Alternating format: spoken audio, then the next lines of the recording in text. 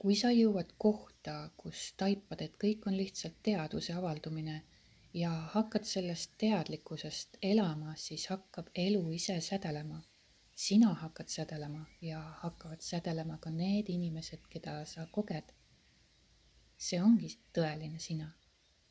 See ongi puhas olemus, kus kogu elu voolab, mitte kui midagi, mida tuleb saavutada, vaid see, mida juba oled. Enne igat otsingut, enne igat tehnikat, enne igat probleemi, mida parandada. See koht on kodu, algus, olemuse tuum.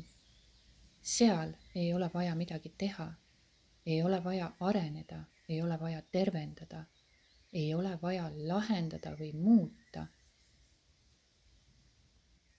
sest seal ei ole midagi katki. Mitte kunagi pole olnudki.